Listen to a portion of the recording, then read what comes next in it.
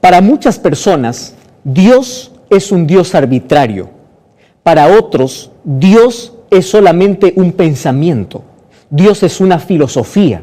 Dios es una teoría. Muchas personas dicen, Dios es un pensamiento.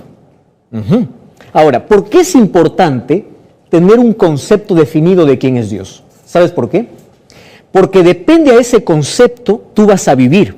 Es decir, tu comportamiento, tu conducta, tus acciones, tu vida va a estar enmarcada por decisiones y tus decisiones van a estar hechas mediante el concepto que tú tengas en tu cabeza, en tu mente acerca de Dios. Si tú crees que Dios no existe, tú vas a vivir en esta vida de la manera más desordenada, no vas a tener equilibrio emocional ni espiritual, por lo tanto vas a perder tu salud física, no tienes un rumbo, no tienes un destino, no tienes un origen, no tienes nada. ¿Por qué? Porque para ti no hay Dios, y si no hay Dios, no hay moralidad, no hay valores, no hay nada. Así que el concepto que tengamos de Dios va a determinar nuestra vida, y eso es lo que tú tienes que ahora mismo reflexionar. ¿Cuál es el concepto que tengo de Dios? ¿Quién es Dios para mí? ¿Qué es Dios para mí? ¿Qué es lo primero que pienso cuando me dicen la palabra Dios? Yo ya dije aquí algunas veces, Dios para algunos es como un centro o una central de emergencia 111. ¿Verdad? Donde la persona solamente llama para Dios, se acuerda de Dios en una emergencia. Cuando perdió la salud, cuando hay un accidente, cuando perdió un ser querido, allí sí Dios existe. Cuando estás al borde del precipicio, Dios mío. Cuando hay un terremoto, existe Dios. Pasa el terremoto, no existe Dios. Para muchos, ese es el concepto que tienen Dios. Un Dios de emergencias, un Dios bombero, un Dios médico que solamente apareces cuando hay enfermedades, un Dios bombero cada vez que hay incendios en tu vida, etcétera. Entonces, muchos viven de acuerdo a ese concepto. Y eso es terrible, querido. ¿Quién es Dios para ti? Esa es la primera pregunta que tú debes responder ahora mismo. Entonces, ahora te pregunto, ¿quién es Dios para ti? Ah, no, pastor, para mí Dios es un ser real, es un ser que existe. Ah, excelente. Si Dios es un ser real, quiere decir que tú tienes contacto con Él, ¿o no? De nada sirve decir, esto es real, pero escuché. Es distinto decir, es real porque yo lo toqué, yo lo vi, yo lo experimenté, yo lo sentí, por eso es real. Hay muchas personas que Dios no pasa a ser más allá de un concepto. Dios arriba, yo abajo y punto. Muchas creencias acerca de Dios. Hay agnósticos que piensan que no hay manera de conocer a Dios, Dios es un ser distante. Hay panteístas que creen que Dios es todo. Hay ateos, aquellos que niegan la existencia de Dios. En sí, ¿quién es Dios? Bueno, Dios es el creador del universo. ¿Lo comprendes? Es decir, todo lo que existe es porque hay un Dios creador. Ese creador es sustentador, es decir, Él está al control. No solamente creó las cosas. Hay algunas personas que dicen, Dios creó y dejó al abandono y Él se fue y el ser humano vive como Él quiere, sin que Dios esté allí presente. No, Dios está marcando los tiempos. Dios está al control de la historia. Dios está presente en todo momento. Dios dirige a la historia. Pero allí hay algunas cosas que saltan a la mente diciendo entonces, si Dios existe y es real, ¿dónde está? Ya más de una persona me dijo, pastor, ¿dónde estuvo Dios cuando perdí a mi hijo en un accidente? ¿Dónde estuvo Dios cuando yo oré, clamé a Dios diciendo que me sane? Y yo sigo enferma. ¿Dónde estaba Dios cuando ocurrió esa tragedia? Esa es una pregunta muy importante. Ahora, aquellos que niegan la existencia de Dios, primero se preguntan ¿dónde está Dios? Para luego definir quién es Dios. Y por allí comienza el problema de todo ser humano. Cuando tú primero te preguntas ¿dónde está? Sin que sepas quién es Él, es allí donde tu mente, tus conceptos, tu idea te va a llevar a un concepto equivocado de Dios. ¿Por qué existen muchos que niegan la existencia de Dios. ¿Sabes por qué? Porque ellos dicen, la primera pregunta que se hacen no es quién es Dios, sino dónde está. Entonces dice, ¿dónde está Dios? No lo veo, no existe. Y esa pregunta, mal formulada, mal hecha, o en una circunstancia difícil, te puede llevar al ateísmo, te puede llevar a la duda, te puede llevar a la incredulidad. Antes de definir dónde está Dios, tienes que saber quién es Dios para ti. Entonces, aquel que se pregunta, ¿dónde está Dios? Dice, yo no lo veo. Entonces, si no lo veo, no existe. ¿Verdad? Entonces, ahí aparecen esas teorías. Dios no es real, Dios es fantasía. Un cierto ateo un día quiso humillar a un niño cristiano, ¿no? Ustedes saben que siempre esos grandes personajes, grandes personalidades quieren impresionar y mucho más cuando encuentran a un niño, piensan que un niño no tiene una respuesta válida. Le dice, un ateo le dijo a un niño, dime hijo, yo te doy todo lo que tú quieras si tú me dices dónde está Dios. Y el niño, allí en su inocencia, le respondió con otra pregunta y le dice, Señor, yo le devuelvo todo lo que usted me da si usted me dice dónde no está Dios. Invirtió allí la pregunta y el otro no sabía qué decirle. Es como la historia de aquella maestra. Bueno, esto es una historia que yo leí, que llegó allá al salón de clases y estaba allí enseñando a alumnos del primer grado de primaria, a aquellos que recién están yendo a la escuela. Y allí había una niñita cristiana y la niñita cristiana decía, profesora, vamos a cantar a Dios antes de iniciar la clase. Y esta profesora dijo, desde ahora yo tengo que decirles de que no vivan engañados, que Dios no existe. Así que le dijo a la niña, mira niñita, le llamó por su nombre, Dios no existe, Dios no es real, a ti te están mintiendo. Y la niña le dice, no es posible, yo sé que Dios existe, yo todos los días canto, Él me responde, yo creo, Él está arriba, Él está en el cielo. Imagínate un diálogo entre una profesora y una niña del primer grado. Y bueno, le dice, yo voy a creer en tu Dios, le dice la profesora, como para probar la fe de la niñita. Si tú me muestras dónde está Dios, entonces yo te voy a comprobar, le dice la profesora. Allí llama al otro alumno y le dice, a ver, Pedrito, a ver, Pedro, levántate. Entonces Pedro se levanta y le dice, mira por la ventana. Pedro dice, ¿qué cosa miras por la ventana hacia afuera? Pedro le dice, mire, profesor, estoy mirando un árbol, estoy mirando un pajarito, estoy mirando las nubes, estoy mirando esto. ¡Ah, qué bonito! ¿Qué más ves? ¿Qué más ves? Estoy mirando el sol, estoy mirando, etcétera. ¿Y ves a Dios? No, le dice, no veo a Dios. Entonces la profesora le dice a la niña, bueno, ¿ya ves? Dios no existe porque no está, no existe. ¿Dónde está? Muéstrame. Bueno, y la niña ahora no sabía qué responder. ¿Qué puede responder una niña? Le dice, bueno, profesora, si usted dice que Dios no existe porque no lo ve, entonces yo voy a hacer otra prueba, le dice la niñita. Muy inteligente. Y esta niña le dice, a ver, Pedrito, contigo mismo voy a hacer la ilustración. Quiero que mires a la profesora, le dice. Y Pedro le mira a la profesora y dice, ¿qué ves en la profesora? Y Pedro empieza a describir, dice, yo a la profesora veo su cabeza, veo su nariz, veo sus labios, veo su rostro, veo sus manos, veo sus pies. ¿Qué más ves? ¿Qué más ves, Pedrito? Le dice, bueno, eso es todo lo que veo. Veo cabello, veo uñas. ¿Qué más? ¿Qué más? Dice, no, eso es todo lo que veo. Entonces la niña le dice, ¿tú ves el cerebro de la profesora? Y Pedrito le dice, no estoy viendo el cerebro, solo veo la cabeza, solo veo el cabello, pero no estoy viendo el cerebro.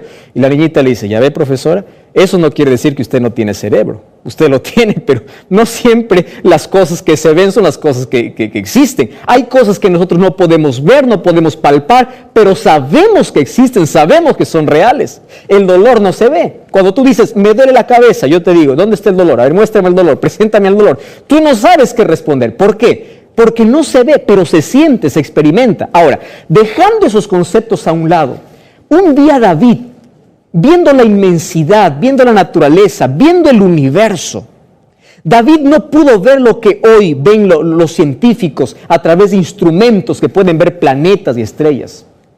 David solamente miraba el firmamento. Y en Salmo 19 dice, Señor, cuando contemplo la obra de tus manos, veo que la naturaleza habla de ti.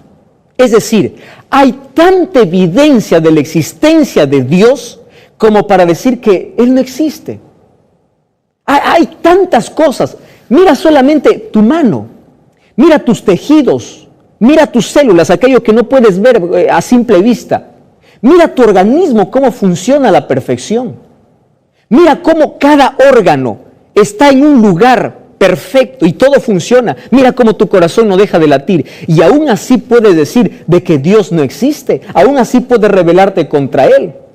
Un científico cristiano decía, cuando yo empiezo a contemplar el universo, veo de que todo el universo se rige en leyes. Para todo hay una ley. El sol tiene una ley, la naturaleza tiene la ley. Y si existen leyes, quiere decir que existe un legislador. Y ese legislador es Dios. Y él concluye su pensamiento diciendo, es imposible tener que ver el universo, el perfecto orden que existe y decir que Dios no existe. Es imposible. Muy bien. Entonces, es por eso que la Biblia dice en el libro de Salmos, capítulo 53, versículo 1, dice así, dice el necio en su corazón, no hay Dios. Es decir, tiene que haber tanta necedad. ¿Qué cosa es necedad? Es una ceguera, donde a pesar de que tú puedes ver tanta evidencia, tu incredulidad es tan grande que puedes seguir negando ante tanta evidencia. Necio es aquel que persiste en una idea caprichosa, aunque esté equivocado. Y aquí la Biblia dice en Salmo 53, el necio dice en su corazón, cuando habla acerca de corazón, está hablando en su mente. Él dice, no hay Dios. Es decir, hay que llegar a este extremo de necedad. Entonces, para las personas que dicen, yo no creo en Dios porque la creencia de Dios es para gente ignorante, para gente inculta, muéstrale lo que dice Salmo 53. Creer en Dios no es ignorancia. Creer en Dios no es falta de cultura. Creer en Dios es ser inteligente, creer que hay un ser superior, hay un ser creador. Yo estoy sorprendido cómo muchas personas no creen en la existencia de Dios y sí creen en otras cosas que realmente son increíbles. Por ejemplo, no creen en un Dios creador, en un Dios que creó todo, sin embargo creen de que todo vino y todo existió de la nada. Es decir, todo lo que existe vino por resultado de algo que explotó. ¿Qué explotó? Nadie sabe qué. ¿Qué hubo antes de la explosión? Nadie sabe. Pero el ser humano se agarra a creer en eso. Puede creer en eso donde se requiere más fe. Imagínate que todo tenga un orden perfecto. Todo tiene un orden. Si es que no hay alguien que ordena, ¿cómo es que las cosas están en un perfecto orden? Ya te diste cuenta que la probabilidad en un mundo es de que las cosas se desordenen y no que se ordenen por sí solas. Pero para que haya un orden perfecto en nuestro cuerpo, en la naturaleza, en el universo, significa que hay un Dios y que es real. Entonces ahora quiero responder a la pregunta, ¿dónde está? Dios existe, Dios es real. Muy bien, ¿y dónde está? Una persona me dijo, pastor, yo ya no quiero creer en Dios. ¿Sabe por qué? Antes parece que se manifestaba Dios allí en una columna de fuego, aparecía de manera extraordinaria. ¿Y hoy dónde está Dios? ¿Desapareció? No, querido, Dios no desapareció. Dios sigue presente. Pastor, y si Dios existe, ¿por qué hay tanto dolor? ¿Por qué hay tanta tragedia? Entonces yo quiero explicarte ese asunto. Mira, el dolor es universal. Digo universal, ¿sabes por qué? Porque no solamente este mundo sufre, también Dios sufre. Ahora, ¿el dolor estuvo en el plan de Dios? No. El dolor es una consecuencia que nosotros merecemos, porque es la consecuencia del pecado. Para explicarte dónde está Dios, tengo que explicarte por qué hay dolor. El dolor es la consecuencia del pecado. Ahora, tú puedes pensar así y decir, pastor, ¿y por qué Dios no eliminó el dolor? ¿Sabes por qué? Porque sería lo más peligroso en un mundo de pecado eliminar el dolor. ¿Qué cosa está hablando, pastor? ¿Acaso no sería felicidad? No, te voy a explicar por qué. Porque el dolor nos alerta y de alguna manera nos protege para un mayor dolor. Por ejemplo, tienes fiebre, tienes malestar, es una alerta de que hay algo mal en tu cuerpo. Si no hubiese fiebre, tú podrías morir de un momento a otro. Un dolor pequeño te alerta de que tienes que tener cuidado. Ahora, imagínate el mundo sin dolor. Quiero que pienses así. El mundo se mataría los unos a los otros y fuera insensible. Yo puedo ver morir a mi padre, morir a mi madre, y yo no siento dolor. ¿Te imaginas el grado de pecado que nosotros hoy estaríamos viviendo? Si hoy, a pesar de que existe dolor, a pesar de eso, ya hay un grado de insensibilidad, ¿te imaginas cómo sería nuestro mundo si no existiese dolor? Ahora, no estuvo en el plan de Dios, pero mientras haya pecado, tiene que existir dolor. ¿Y sabes por qué razón? Porque el dolor es nuestro profesor en este mundo de pecado. A través del dolor aprendemos a ser resistentes, a confiar, a tener esperanza, a aferrarnos de Dios. El dolor muchas veces es nuestra guía para llevarnos a los pies de Cristo. Muchas personas nunca se hubiesen rendido a Jesús si no hubiese sido por una tragedia. El dolor aquí en este mundo cumple una función. Y la función no solamente es hacernos llorar, sino hacernos ver de que somos frágiles, de que las heridas sangran, de que todos nosotros no lo podemos, de que necesitamos de Dios. Si en este mundo no hubiese dolor, nadie buscaría a Dios. Muchas veces el dolor pule nuestro carácter. El dolor nos hace cambiar nuestros malos hábitos. Entonces, el dolor es necesario en un mundo de pecado. Pero Cristo, ¿sabes qué cosa dijo? El dolor terminará. Pero ¿sabes cuándo va a terminar? Cuando el pecado acabe. Cuando todo este pecado, este mundo oscurecido por el pecado termine. Cuando hablamos de que el pecado acabe, quiere decir que debe ser destruido el enemigo de Dios, el diablo y sus ángeles, y todo lo que Él ha creado. Cuando eso acabe, entonces allí no habrá más lágrimas, no habrá más dolor. Mientras tanto, nosotros necesitamos. Entonces tú no digas en un momento de tragedia y de dolor, ¿dónde está Dios? Dios no existe. Dios está. Y Dios te ha prometido, en el valle de sombra y de muerte, en el valle del dolor, yo estoy a tu lado. Aunque solamente escuches silencio, aunque pienses de que no estoy, aunque pienses de que estás solo, yo estoy contigo. Aunque no me veas y aunque no sientas en ese momento, yo estoy. Entonces, Dios es real. Dios existe. Dios es el creador, es el sustentador, es el salvador. Dios está donde tú estás. Dios está a tu lado y nunca te abandona.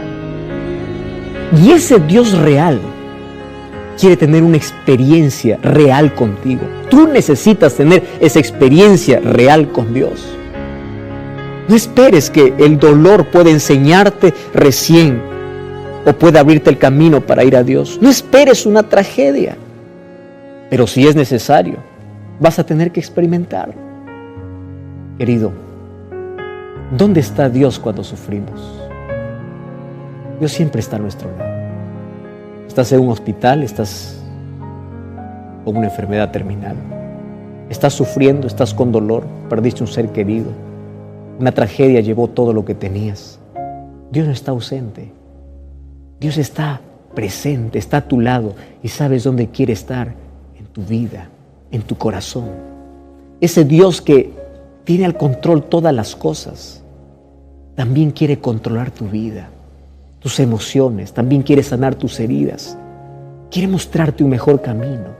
Ese Dios real quiere tener una relación contigo. ¿Dónde está Dios? Dios está allí ahora contigo para decirte, yo quiero darte un abrazo, yo quiero salvarte, yo quiero ayudarte, yo estoy contigo. ¿No te parece que debemos dar gracias a Dios? Porque Dios está presente, Dios está buscándonos, Dios está a nuestro lado. ¿Y por qué no entregar la vida a Jesús? ¿Por qué no entregar todo en las manos de Dios? Cierra tus ojos, yo quiero orar por ti. Querido Dios, gracias porque tú eres real. Eres un Dios presente, un Dios que conoce mi vida, mi dolor, mi sufrimiento. Y aunque tú no eres el culpable de todo lo que me está sucediendo, esto es consecuencia del pecado. Gracias porque a través de este dolor también hoy puedo levantar mis ojos y pedir ayuda en Jesús. Toma mi vida, me entrego por completo a ti. Quiero amarte y servirte. Quiero amarte como tú me amas. En el nombre de Jesús. Amén. Quiero invitarte para que puedas visitar una iglesia adventista del séptimo día. Te espero este sábado a ti y a toda tu familia. Recuerda, la verdad te da libertad y te prepara para la eternidad.